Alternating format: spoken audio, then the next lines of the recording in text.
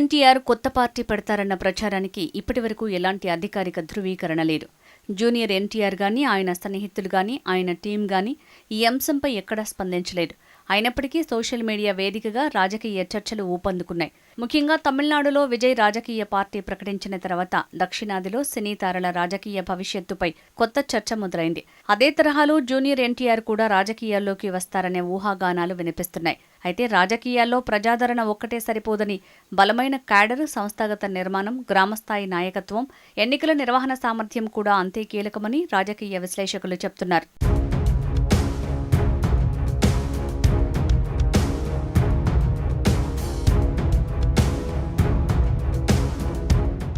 Junior NTR రాజకీయాల్లోకి వస్తే స్వర్గీయ నందమూరి తారక రామారావు వారసత్వం ఎంతవరకు కలిసొస్తుంది అన్నది మరో కీలక చర్చగా మారింది.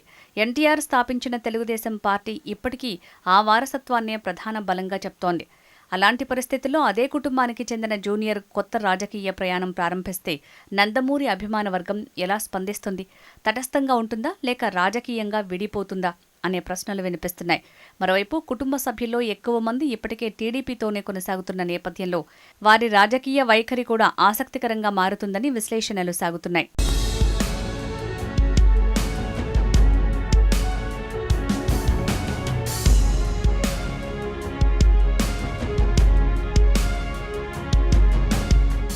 రాజకీయంగా చూస్తే జూనియర్ ఎన్టీఆర్కు సినీ అభిమానులు భారీగా ఉన్నా ఆ అభిమానం ఓట్లుగా మారుతుందా లేదా అన్నది పూర్తిగా వేరే అంశమని రాజకీయ పరిశీలకులు గుర్తు చేస్తున్నారు.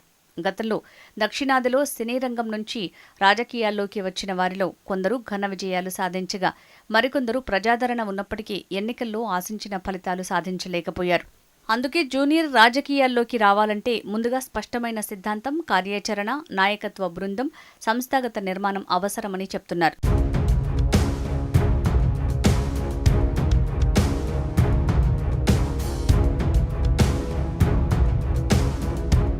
ఒకవేళ జూనియర్ ఎన్టీఆర్ రాజకీయ పార్టీ ఏర్పాటు చేస్తే అది కేవలం ఆంధ్రప్రదేశ్కే పరిమితమవుతుందా లేక తెలంగాణలో కూడా విస్తరిస్తుందా అనే చర్చ కూడా సాగుతోంది. రెండు రాష్ట్రాల్లో జూనియర్కు అభిమాన వర్గం ఉన్నప్పటికీ రాజకీయ పరిస్థితులు మాత్రం పూర్తిగా భిన్నంగా ఉన్నాయి. ఆంధ్రప్రదేశ్లో ఇప్పటికే టీడీపీ, వైఎస్ఆర్సీపీ, జనసేన, బీజేపీ కూటమి వంటి ప్రధాన శక్తులు ఉండగా తెలంగాణలో కాంగ్రెస్, బీఆర్ఎస్, బీజేపీ మధ్య పోటీ కొనసాగుతోంది. అలాంటి పరిస్థితుల్లో కొత్త పార్టీకి రాజకీయ స్థలం ఎంతవరకు ఉంటుందన్న అంశంపై కూడా భిన్న అభిప్రాయాలు వ్యక్తమవుతున్నాయి.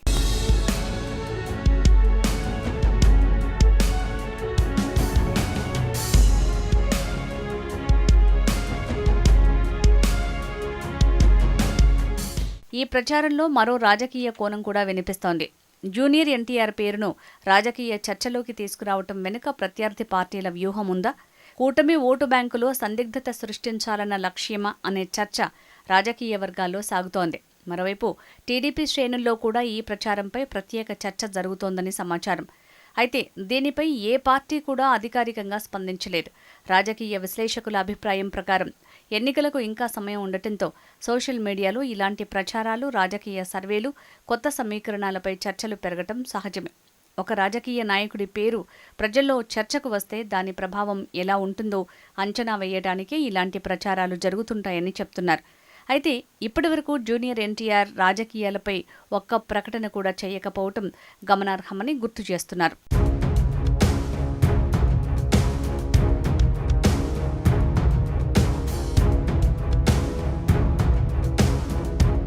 రాష్ట్ర రాజకీయాల్లో వినిపిస్తున్న మరో ఆసక్తికర చర్చ ఏంటంటే జూనియర్ ఎన్టీఆర్ పేరును ముందుకు తెచ్చి సామాజిక సమీకరణాలను ప్రభావితం చేసే ప్రయత్నం జరుగుతోందా అనే అంశం. ముఖ్యంగా కమ్మ సామాజిక వర్గం ఓటు బ్యాంకులో గందరగోళం సృష్టించడం, కూటమి శ్రేణుల్లో చర్చకు దారితీయటం, సినీ అభిమానులను రాజకీయంగా ఆకర్షించటం వంటి కోణాల్లో కొన్ని రాజకీయ వ్యూహాలు అమలవుతున్నాయన్న ప్రచారం కూడా వినిపిస్తోంది. అయితే ఈ ప్రచారాలన్నింటికీ ఇప్పటివరకు ఎలాంటి ఆధారాలు లేవు. అందువల్ల ఇవన్నీ రాజకీయ వర్గాల్లో జరుగుతున్న చర్చలుగానే చూడాలని పరిశీలకులు సూచిస్తున్నారు.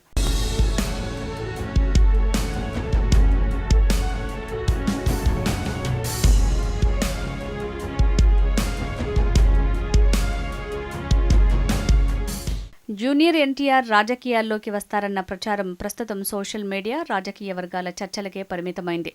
దీనిపై జూనియర్ ఎన్టీఆర్ లేదా ఆయన బృందం నుంచి ఎలాంటి అధికారిక ప్రకటన వెలువడలేదు. కాబట్టి ఇప్పటికీ ఇవన్నీ ఊహాగానాలుగానే భావించాల్సి ఉంటుంది.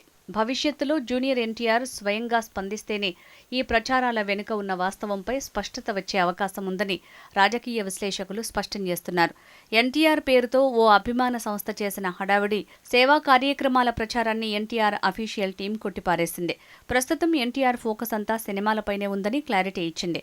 ఏదైనా సమాచారం ఉంటే అఫీషియల్ టీం ప్రకటన చేస్తుందని, అంతేగాని తప్పుడు ప్రచారాన్ని ఎవరు నమ్మొద్దని స్పష్టం చేసింది. అయితే ఎన్టీఆర్ రాజకీయ రంగ ప్రవేశంపై పొలిటికల్ ఊహాగానాలు రాజకీయంగా ఎవరికి లాభం చేకూరుస్తాయి? ఇదంతా ఓ స్క్రిప్టు ప్రకారమే జరుగుతోందా అన్న కోణంలోనూ అనుమానాలు వ్యక్తమవుతున్నాయి.